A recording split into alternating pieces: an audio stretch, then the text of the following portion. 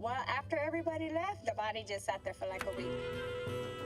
So then I told Daniel, something has to get, we have to do something because the body smells. You can smell it 3 blocks away from my house, you can smell the body. And he's like, I can't. I said, yes, you can.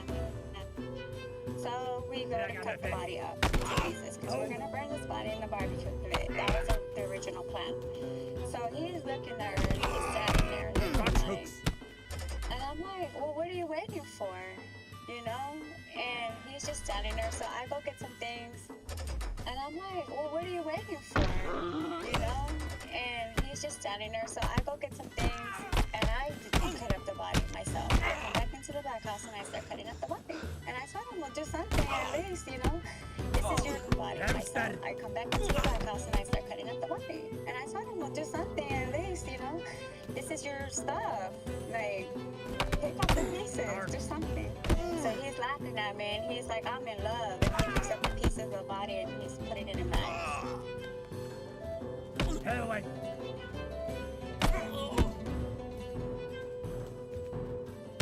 When I listen to this audio today, I can see that same attitude, that same person is still there. I was expecting a lot of tears, a lot of crying, a lot of fear and intimidation. Instead, I got this person who had absolutely no emotion, who had absolutely no remorse, who was at the verge of bragging about what occurred to her own cousin. There was clearly something there that made her want to say, look, this is who I am, this is what I did. Quite frankly, she scared me. I mean, she sat there and calmly talked about how she dismembered a human body and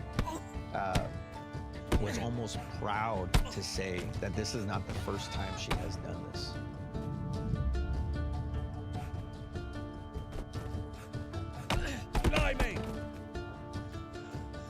Kenny Dominguez is part of the Mexican mafia lifestyle. In her interview, she went as far as to explain that she disposes of body parts for cartels in Mexico. And this is not a lifestyle that is easily rehabilitated from. She still has no emotion. She still has no remorse for what occurred in her home to her cousin in an area that was in close proximity to her children. So Candy Dominguez 100% is still a dangerous individual.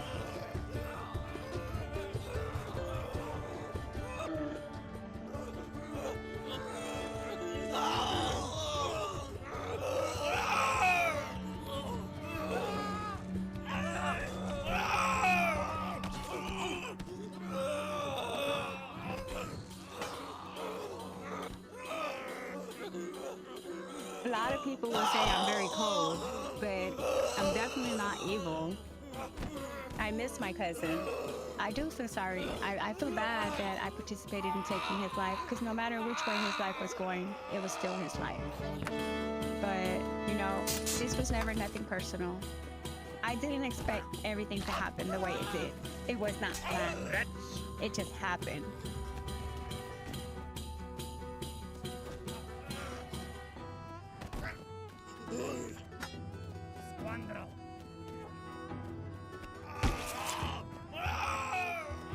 I've always been cold. I'm not emotional, and that's not because I'm trying. It's just over the years as a kid, I turned my emotions off and I never turned them back on. Even as a kid, I was not emotional. I didn't cry. I never have. It was a way of surviving, because the streets don't love nobody. They don't take care of nobody. I became emotionally cut off. I was numb most of the time, but I was just living. I wasn't thinking, I wasn't feeling. I was about 8 years old, and I had run away from home, and I was staying at a house, and the girl's house I was staying at, her family was in the cartel. And that's how I became involved. And as I got older, it was a choice to stay around them. The most gruesome thing I saw involving the cartel was when they skinned a man alive. Yes. And then they beheaded him and hung him from the highway. As far as disposing of bodies, you don't gotta learn, you just watch. If you're just quiet, you can watch a lot of things. But when I had my kids, I knew for sure that was a lifestyle I didn't want to be a part of. And that lifestyle I walked away from when I was a teenager. But when I met Daniel, it just took right back to it, you know?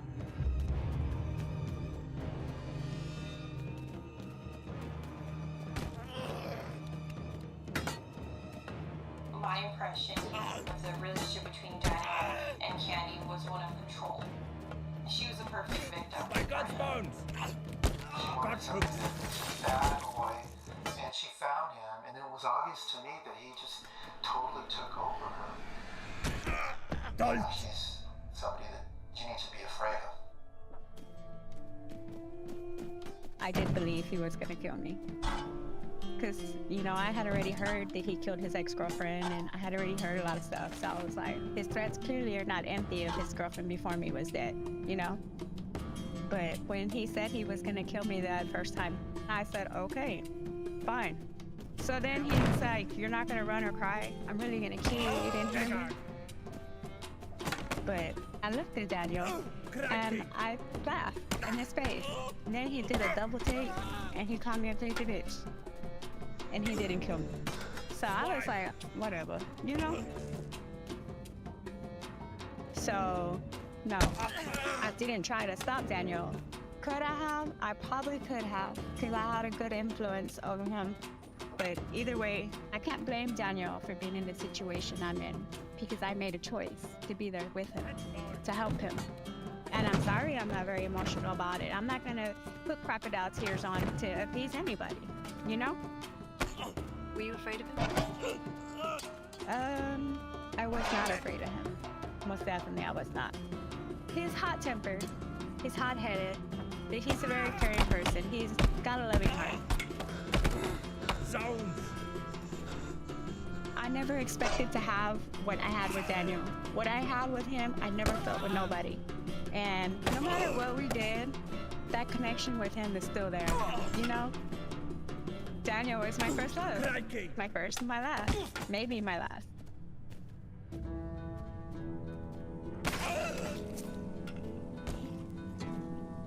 When was the last time you wrote to Daniel? Well, we're not supposed to have any contact with each other, actually.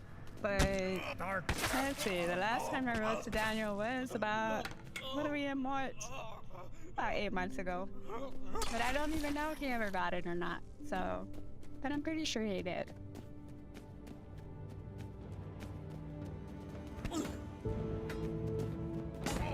Got hooks. The relationship with Candy is just people could think what they want, you know what I'm saying? I just knew Candy for a little short amount of time, so I didn't really get to know her. And I didn't really see her like a serious relationship. Yeah, she used to write me all the time. She still tries to reach out, like, yeah, she sent me a JPEG through somebody, I think her daughter or somebody else. And she put, I love you and Candy or whatever. But I just laugh and throw that shit away. I don't got nothing for her, you know what I'm saying? At the end of the day, I got fucked over or whatever, how you want to say it. That's how I see it. But I don't see her laughing because she got 30 years. Let us shapen our swords in honor. Me personally, I'd say responsibility for the lifestyle I chose, not for this murder, but the lifestyle I chose. If you're not living that lifestyle, you wouldn't be put in that situation, right? Because everybody wants to be like, oh, they want that clout, they want fortune, fame, everybody wants a badass drug dealer as boyfriend to take care of them. But at the end of the day, everything comes with a price, you know what I'm saying? Everything comes with a price. I killed my wife, but I'm not gonna harm anyone. I've changed. Why should people trust you? They have to see. That's the next chapter. You know, so many people have lost their lives just out of this one case alone. How did this guy get out to do it again? He thought I betrayed him, and we went at it. And he died. I had a metal baseball bat. When he dropped, I started kicking him.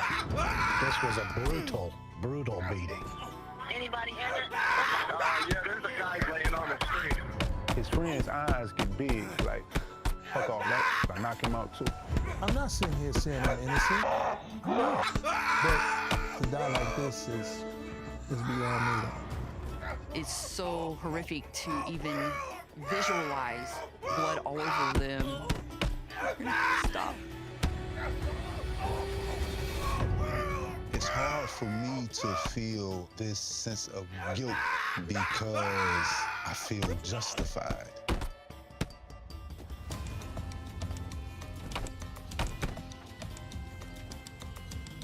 We seek no quarrel with thee, nigh the kin.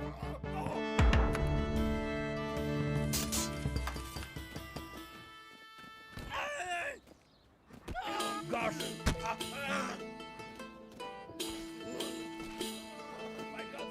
Nobody understands you like your twin.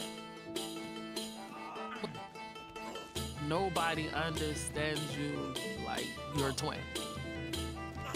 It was always me and him. Whenever I needed him, he was there. He was a protector. Walter protected me. So I live with that guilt.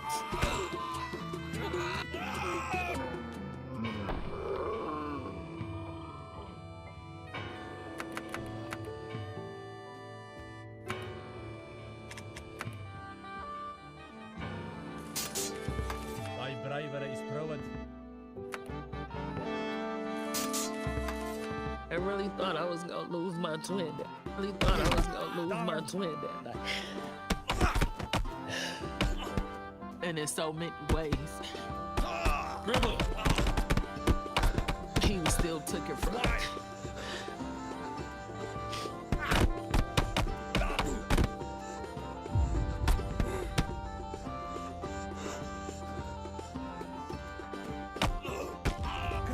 I think we could all be dangerous people say you're a monster.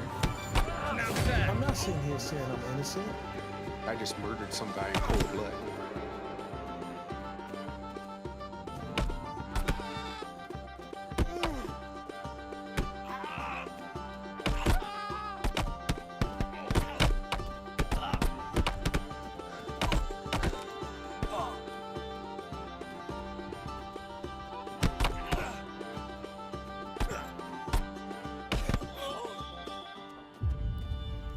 My name is Walter Triplett Jr. I've been in prison since April 30th, 2009.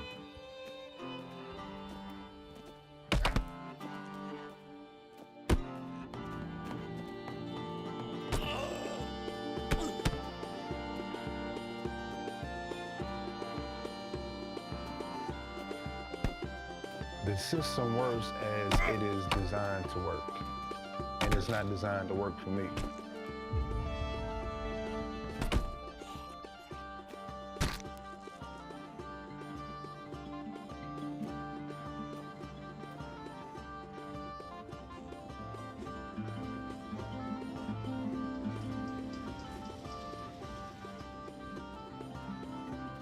I grew up in Cleveland, Ohio, and it was a lower middle-class neighborhood, mostly black. It was a good neighborhood. So maybe crackhead, things changed. The men and the women that we looked up to, so many of them became addicts, destitute. The sense of community left.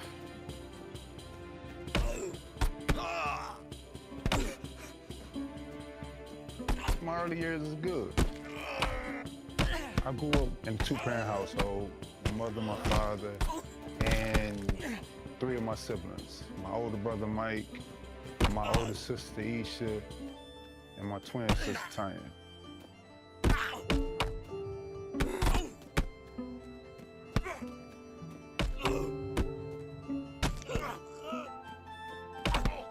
It's hard to explain if you're not a twin, right? She's literally like another part of me. Like we share the womb. It's nothing like it. Even though we're twins, she was always kind of like my little sister. Like, she was mine to protect, she was mine to look after. My teenage years, pardon my English, but shit changed. My parents' relationships started cracking. It became obvious that they were going their separate ways. And that was around the same time that my mother developed cancer the first time. And when she got sick, things got unstable because my mother for us was the strongest person we knew. No one taught me at that age how to deal with these things and cope with these things, so I got angry.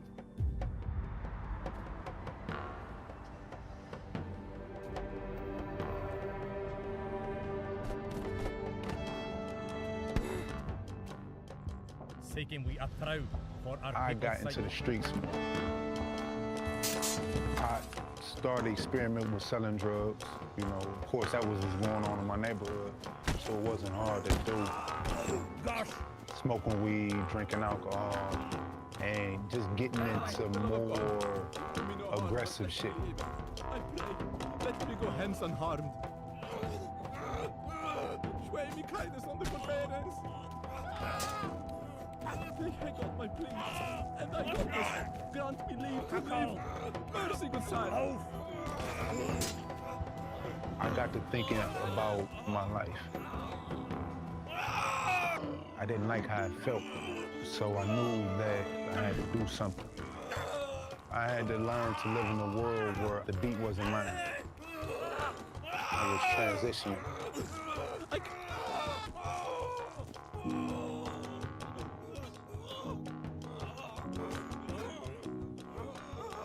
When Michaela was born, things shifted into focus.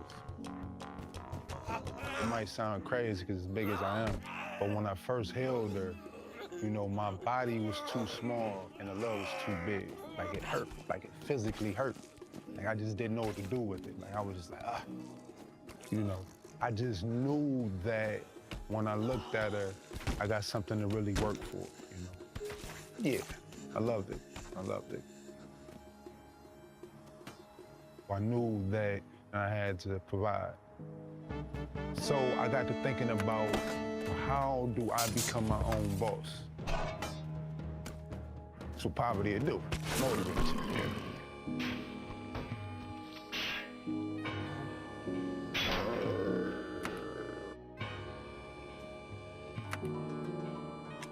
I started working as a bouncer, and I was staffing bars and clubs. It was a challenge, but I was definitely looking forward to the future, you know. Yeah.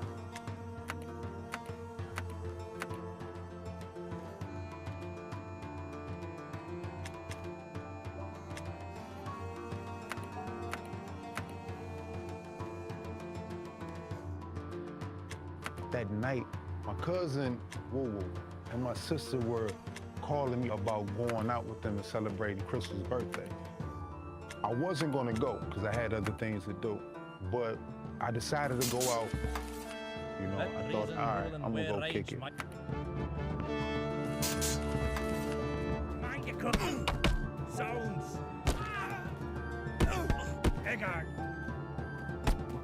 So we decided to go downtown. It was a new spot called the Barley House. We get there, my cousin Crystal, Tanya, and Woo, they sit at the bar. And me and one other guy take a seat at a table maybe 5 to 10 feet away. We was there for maybe 2 or 3 minutes, and a fight broke out at the bar. There's a guy who gets slapped by his friend. And my sister, my cousin, and her fiance laugh at him. He decides to come over and sucker punch Woo Woo. I didn't know what all happened at that time, but I seen the fight and I broke it up. So I grabbed Woo Woo, I grabbed him under his waist, and I pulled him off of the guy. And as I pull them off, all the bouncers are starting to swarm us now. So I tell them, like, listen, man, I got it. I got him under control. We're out of here. So I tell everybody, the 4 people I came with, I'm like, hey, listen, night over with, we out of here, let's go. So we leave.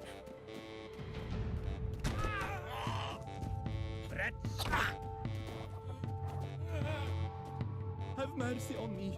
I spare his belief. I pray. When we went outside, about 10 to 12 white guys come chasing us out the bar. The one that ran up on me first was one of the bouncers. So when he ran up on me and I turned around, you know, I throw my hands up like, listen, man, leave us alone. Why are y'all out here? We don't want no problems. Let me and my family go home.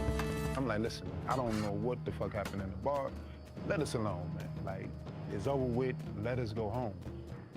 So as I'm talking to him, I see some guys that run down with my cousin and on Woo Woo. Crikey! Hang on, my please. Goodness, for the love of God. 911, do you need police for your ambulance? Police, there's a big fight on West 6th Street. There's a lot of people throwing punches. There's a huge fight on West 6th Street. How many people are out there? There's about 20. So I'm about to go and break that shit up. And the bouncer gets in my way. And when he gets in my way, the movement catches my eye from the side. I see these 2 white guys are coming up on my sister. One's coming up from behind her and one's coming towards her. The one that comes towards her throws a haymaker at her. When I see these guys attack my sister, all bets is off. Like, enough of this shit. Everything else was biological. I had to protect my sister. Cleveland, please. I was driving by West 6th Street, and there was a big fight out in the street. I think you need somebody to come over and check this out. So the first guy I get to, I hit him, he lock up, and he goes straight out. Anybody injured? Yeah, there's a guy laying on the street. We have a gentleman over here. He's unconscious. When I knock him out, his friend's eyes get big, like fuck all that. I knock him out too. The street, there's 2 guys that are knocked out cold laying in the street out here. Right now, there's 2 kids wide knocked out in the street right now. Any weapons? Not that I've seen, just spit. Just spit, you say? As far as I see right now, just spit. All right, we're sending officers over.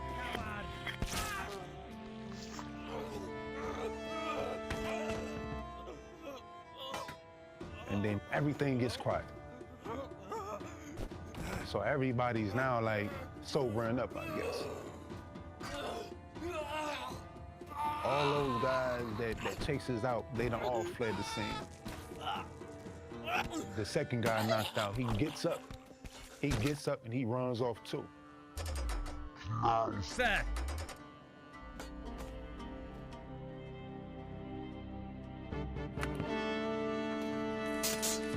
I remember this lady, she's straight on his head, you know, you see the blood coming out his head. You know, I tell people like, listen, man, just, you know, call the police, call the ambulance. Me and my sister and one other guy, we're the only black people out here. So it's like, like, look at this shit. It's just me and him and all these witnesses. My sister comes up to me and she's like, come on, brother, let's leave. But I know, like, if I leave, they're gonna blame me for this shit. So I tell my sister, like, listen, baby, I'm stuck. Like, I can't leave right now. And I just look down at him, I'm like, look what y'all done got us into. Like, y'all out here fuck with us. Like,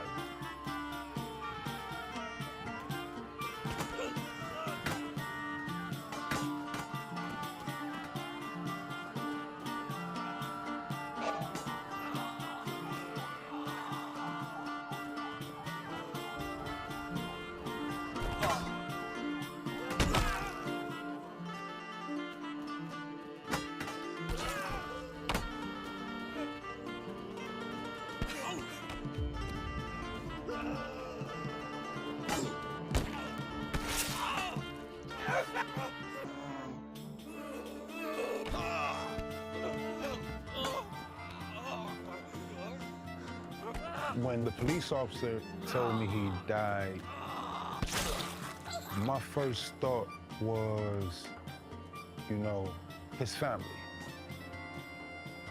You know, imagine that one night your son just goes out and then he doesn't come home.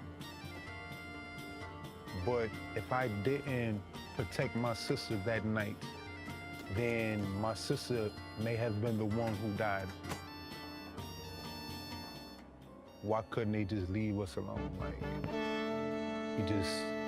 why didn't y'all just leave us alone? Like, let us go home. And that was it. Like, I just want to go home. You know. I haven't been home since. The police, they locked me up. I haven't been home since.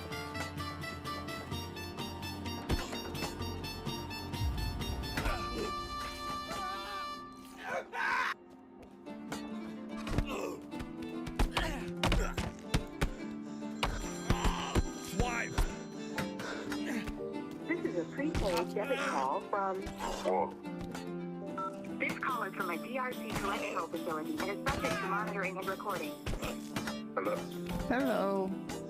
What's going on? Your ears are burning, right? Because you heard me talking about you. You thought me talking about you.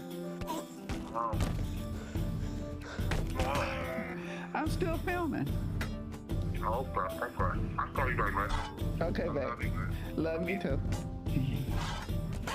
We never say bye. We always say, love you. Okay.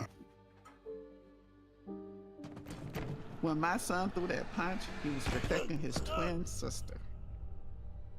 And that's all he did. He's supposed to just stand there and let them hit her. Had he stood there and let somebody jump on his sister, he would have had to answer to me. My name is Mary Triplett, and Walter is my son. That's my little scholar there. I think he was about no more than 10 years old there. Walter, as a child, was a mama's boy. He was very unassuming, very quiet, and he would do things to try to make everybody happy. That was Walter. And here's another one with him and his twin sister and his older sister. Walter and Waltanya had a unique relationship. They always knew when the other one was hurting or in trouble. They were very protective of each other. I mean, super protective of each other. So here he is, 15, with the GQ look. And even then, you could see the height on him. Walter was always tall for his age. And I think in a lot of ways that worked against him.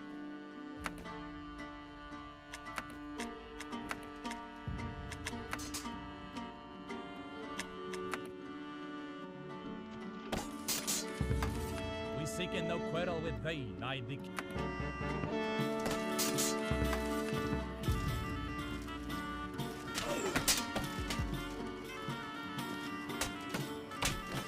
When the trial started, I was nervous, but I still wanted to believe in the justice system. I thought that once everything came out, that they would just let him go. But we could see immediately that it wasn't going to go his way.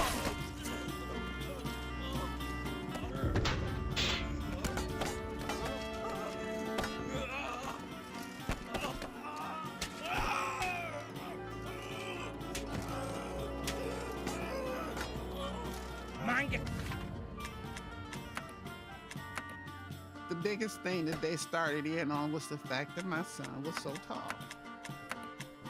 I mean, they kept bringing that point up here. He's a big guy, just emphasizing it over and over again, like he's just a savage, savage person. And we're looking at him like, are you serious? You're portraying my son as an animal. As an animal. I've never seen a trial where you had a prosecutor that just went off. And for me, he was not professional at all.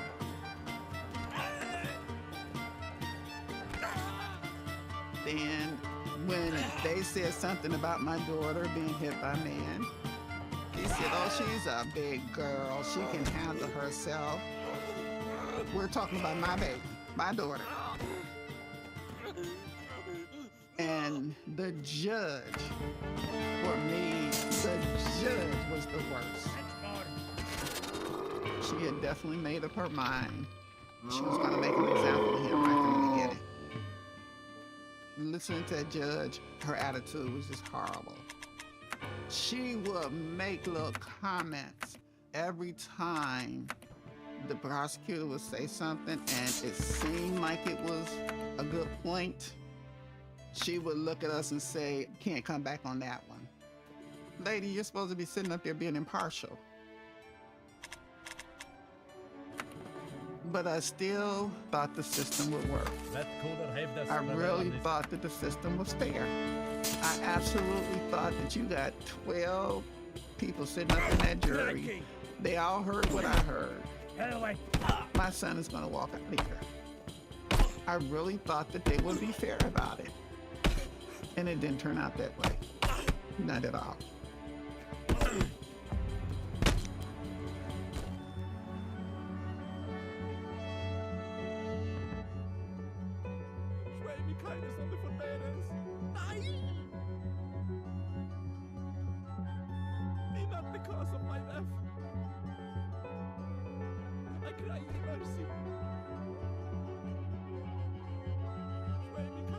Might we not finden a path of peace? He was given such an unfair sentence. I mean, when she gave it to him, it was like, you need to be thrown away. And that's exactly what she did. She threw him away. How is that fair? How is that right? I truly believe that judge gives black people the maximum of what she can give them. She absolutely maxes them out. And she's black. So it's not like I'm just saying that she's partial because of that. She's literally black. My faith in the justice system is shot right now. It's absolutely shot.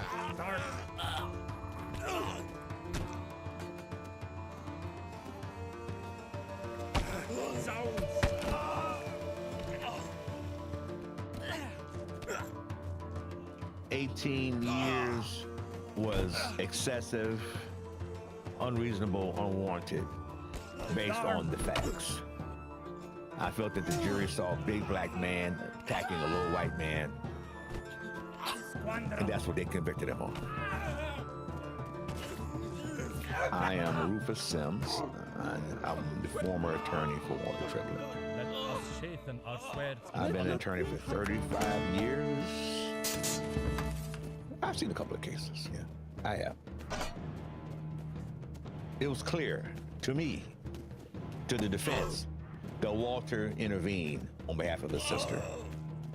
And under Ohio law, then and now, you have a right to defend third parties if you feel it's justified in doing so. But that wasn't the image that the judge gave to the jury. So they saw him as the aggressor and the wrongdoer.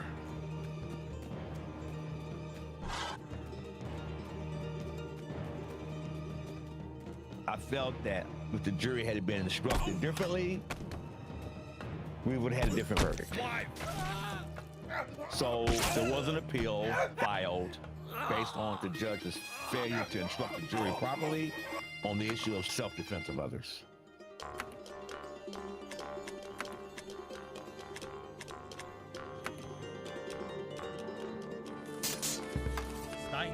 There were errors made. The Court of Appeals said there were errors made. And the case got reversed. Reversed and remanded back to the trial court.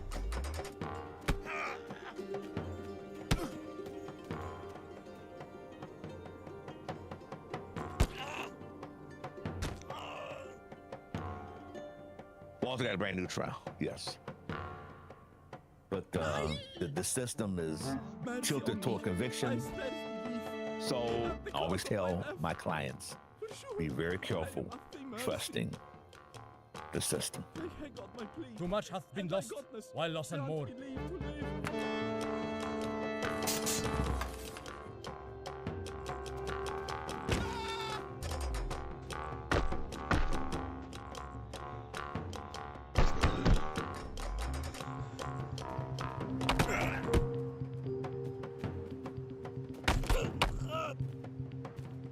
You know, the dealings that I had with Walter throughout this incident, he seemed like a decent guy. You know, if someone, you know, tried to punch my sister, you know, I would have done the same thing Walter did. But there's a difference between what is right and what is legal. And Walter really had no legal justification for going down there and punching Michael Corrado.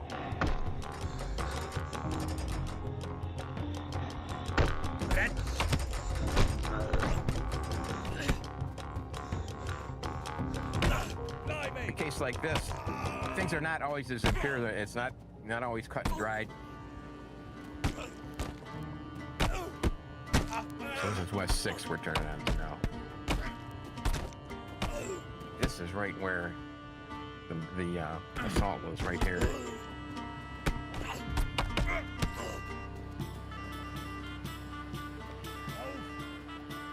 The bar is right across from where we're parked. And the incident actually took place about 100 feet, 150 feet down the road, closer to the corner.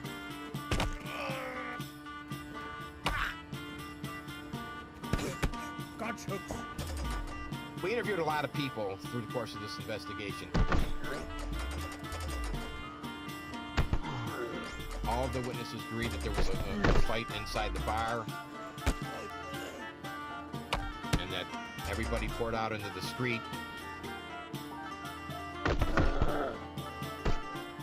So we canvassed all the businesses up and down West 6th Street.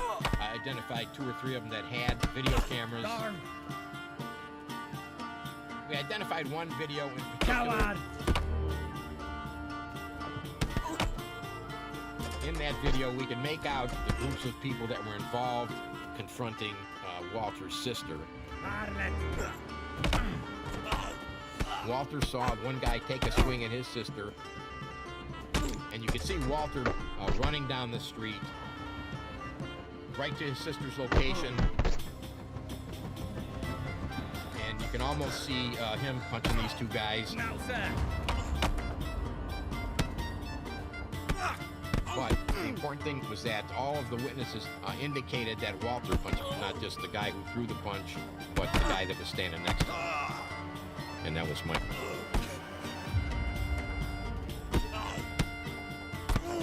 All the evidence that we had showed that Michael did not punch or attempt to punch or throw a punch at Walter's sister.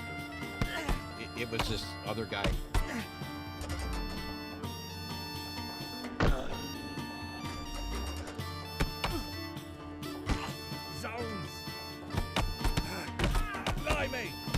We don't know what Michael was thinking or what he was doing that night.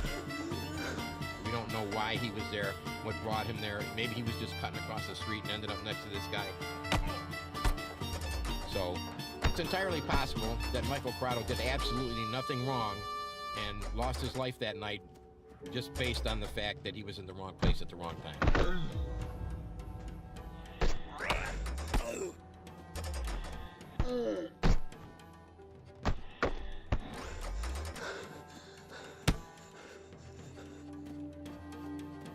No one ever testified that Michael Corrado had any involvement in this altercation, whether inside the bar or outside the bar. He was a bystander to all this. So 18 years really pales in comparison to a life of being 6 feet under the ground at the age of 22. My name is Richard Bombick. I was the assistant county prosecutor assigned to the case of State of Ohio versus Walter Triplett.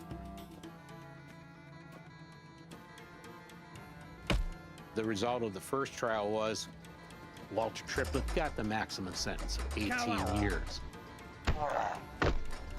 But 18 years for one punch? No. The cumulative sentence was 18 years.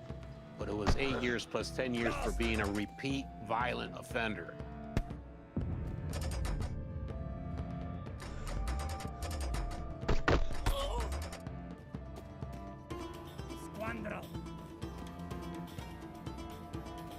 Walter Triplett had a conviction for felonious assault, he had a conviction for robbery, drug trafficking, and promoting prostitution.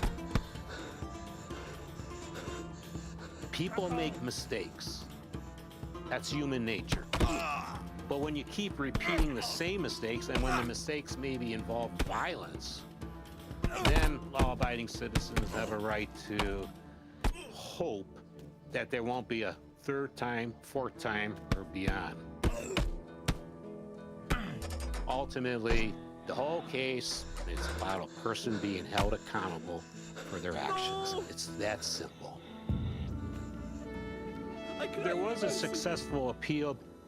Okay, that's a constitutional right. So they reversed it. Do I agree with their initial reversal? No. I live with it. So we went back, we tried the case again, and the second trial was pretty much an affirmation of what the result of the first trial was. There was no, quote, newly discovered evidence or anything like that. And the result was a lot quicker than the first time.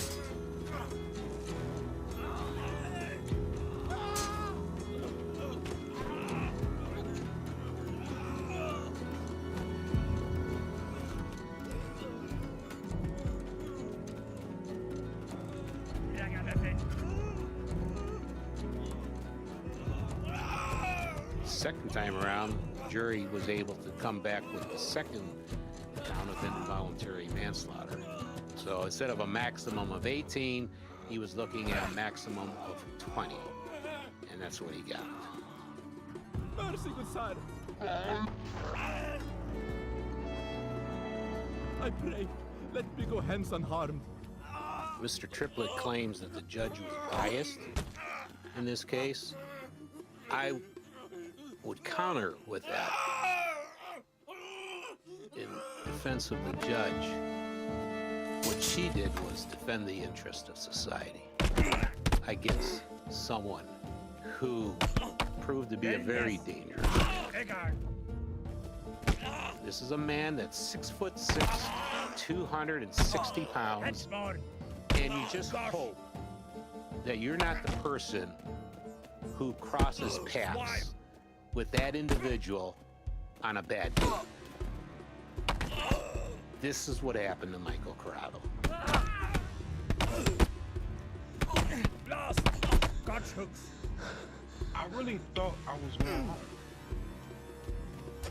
I'm black with the record, but I thought the justice system would work. Justice works, right? Like, legal system works both ways. I had an all-white jury, but I didn't think that race mattered. We just elected Obama. Like, why would race mean anything? That's when I learned, like, I was like, right and wrong didn't matter. I was born wrong. So once they had me in the system, it was right. Like, I felt then as I feel now, it's bullshit. Any notion that this verdict was race-based is pure garbage. He's saying that because he didn't like the result. These are words of desperation. When all else fails, let's throw the race card out there. I'm sorry, I think it's, I'm taken aback by it. It's not what we do. It's not what we do. It's a jury that is picked randomly, and the judge is an African American. He claims that the court system is being racist when the person ultimately passing judgment on him is a member of his own race. You can't decide cases based on race. That would be the farthest thing from a fair trial as you could possibly imagine.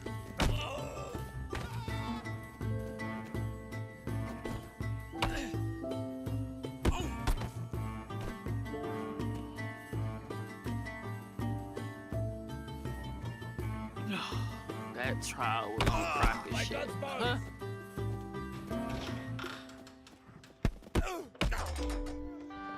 to this day, I still don't understand how they could convict him. Darn. Walter didn't mean to kill anyone. I'm writing it the way you write. That night, a gentleman came from my left side and took a swing at me. And at that moment is when Walter stepped in. When he stepped in, 2 gentlemen went down, 1 got up.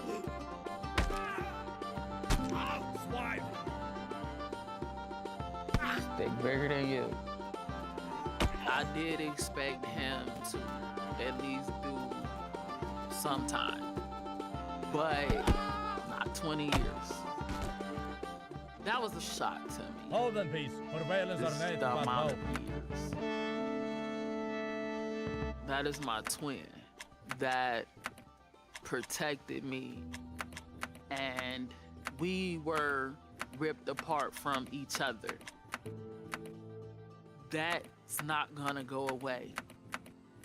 Even when Walter comes home, it's not gonna go away because that is years of our lives My driver is gone. Robert. No night.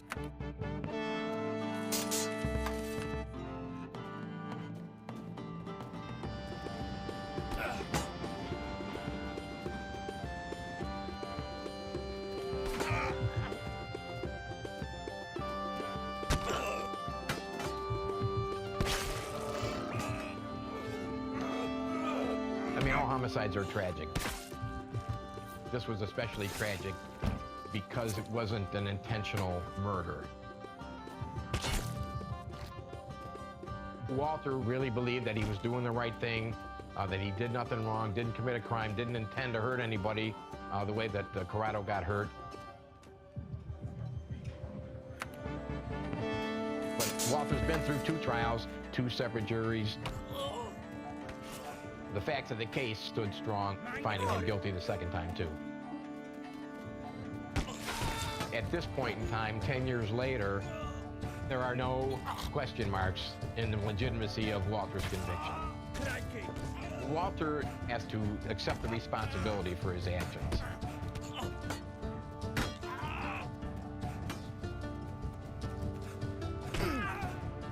When I think about that night, the only thing I could have done differently was not go out that way. Once they made the choice to chase us out and attack my sister, my choice will always be the same.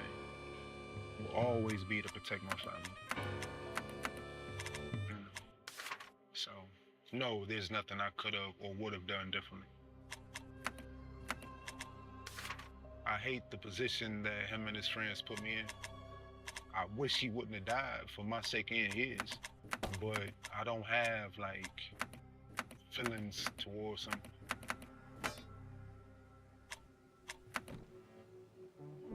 Walter only talked about how it Let us affected parallel him. rather than partition. The action that he took, it ended up with somebody dying. And not to be remorseful about that, about his actions that night, I think he's doing himself a disservice. I guess I can understand a little bit of what he's saying, but whether it was intentional or an accident, you still expect a little bit of remorse out of somebody who took a person's life. He doesn't realize the mistake that he made and the effect that it had.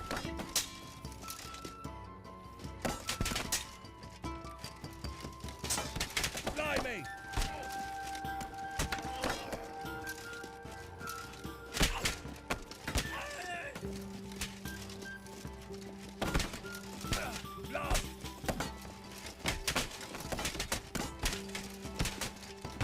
Got hooks.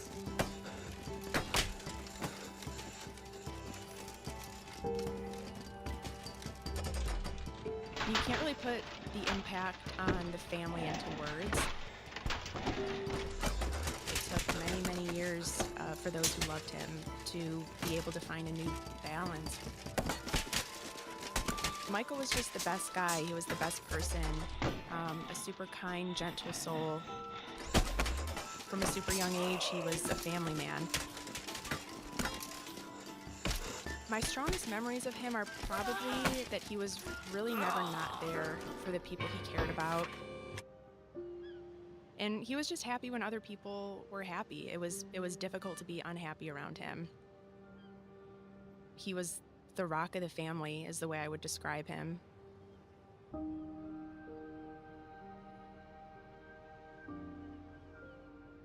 Lives were forever changed, and there's a massive piece missing that's truly irreplaceable. Michael, he made the world a better place.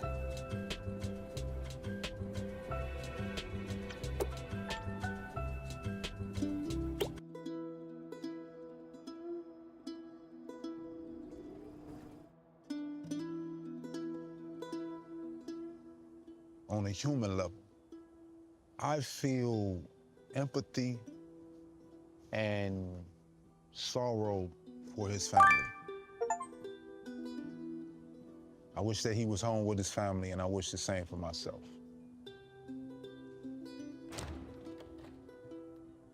But if defending my family, if that was a crime, then I stand convicted 10 times out of 10.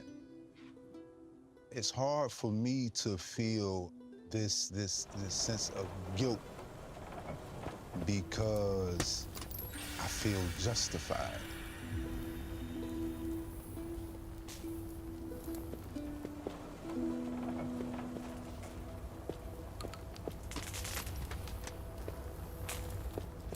All of the witnesses agreed that Michael did not punch or attempt to punch or throw a punch at Walter's sister. So it's entirely possible that Michael Corrado did absolutely nothing wrong and lost his life that night just based on the fact that he was in the wrong place at the wrong time. The fact of the matter is that he wasn't a bystander. Michael was not a bystander in that situation, right? He came out with a group. We were attacked by strangers. They pursued us outside. They chased us down. My intent that night was only to protect my sister and go home. My intent was only to get us out of there safely. Walter Triplett has a criminal history, okay? The cumulative sentence was 18 years.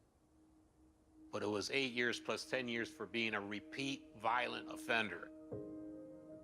Mr. Triplett claims that the judge was biased in this case. What she did was defend the interest of society against someone who proved to be a very dangerous man. A lot of the criticism about me was my past, right? But after I got out of prison that last time, it was no looking back for me, you know? Like, if I would have went to that bar that night and started a fight, right? If I would have then pursued them outside, and if I would have chased them down and attacked them, then yeah, hammer me, let me have it, because this is a continuation of my bullshit, right? But the situation as it is, no. Why would my past be held against me? My past only came into play after the fact.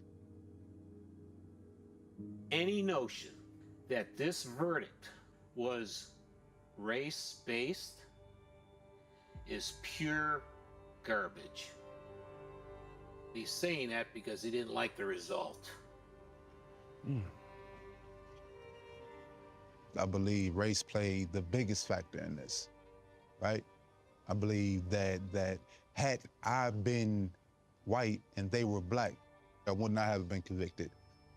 I know what my experiences were. And I'm not interested in leveling the charge of racism against them. I'm not interested in any of that. You know, what I'm interested in is addressing the systems that allow these things to consistently happen. Like, let's address that. When black defendants get mostly white juries, then those juries are usually more punitive, and you can check the numbers, it's true. But somehow I end up with 2 juries 2 years apart, just all white. And this is in a city that's 60% black. How does that randomly happen? It doesn't.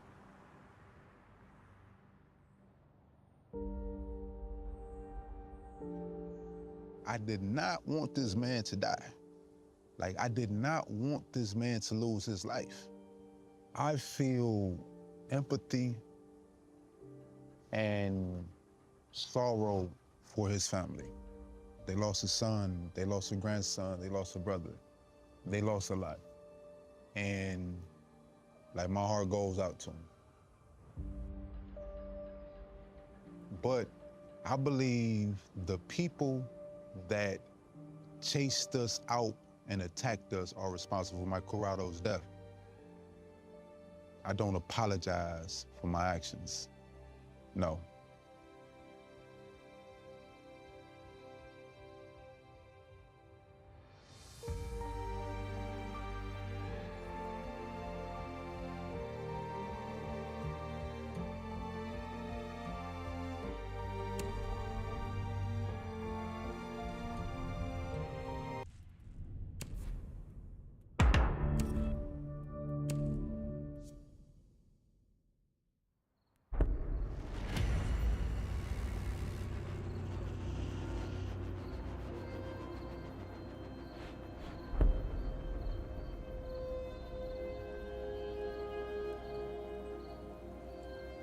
I won't ever forget that night, while it was raining and so muddy outside. There was nothing that I wish more than to be able to go back in time so that nobody would lose their life over this situation. And I get how angry the victims' families are, you know. I get it all.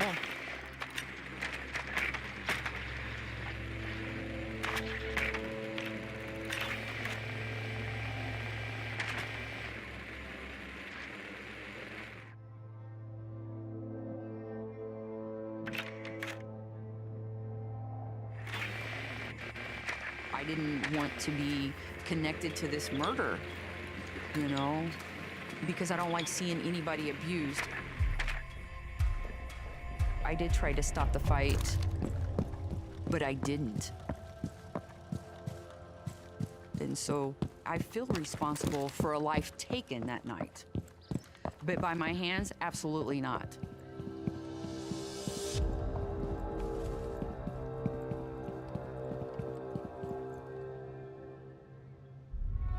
I think we could all be dangerous people. People say you're a monster. I'm not sitting here saying I'm innocent. I just murdered some guy in cold blood.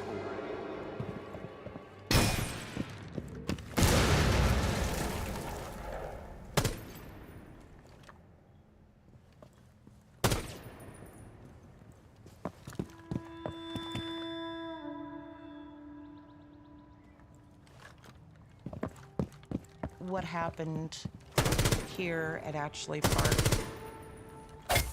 was horrible. It was beyond brutal.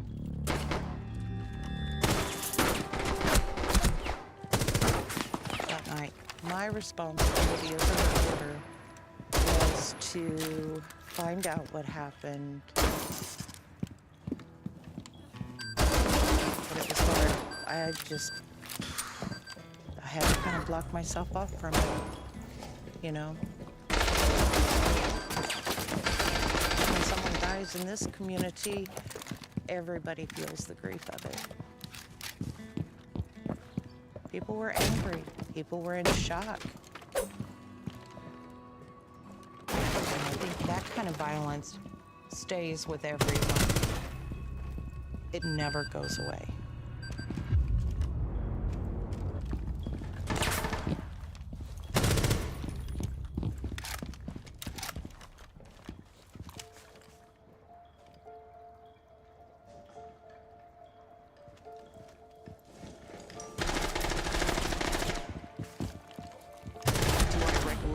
Force myself to remember that night? Yeah, I live it every day.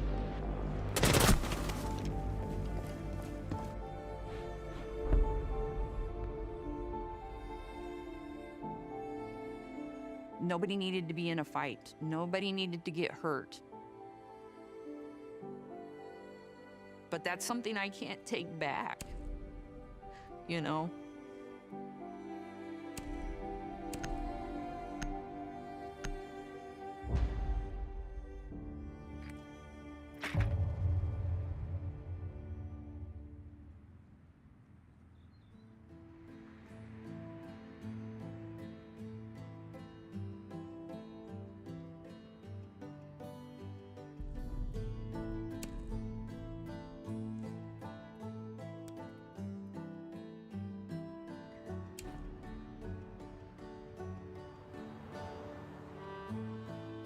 I was raised in Lebanon, Missouri, not Lebanon, Lebanon.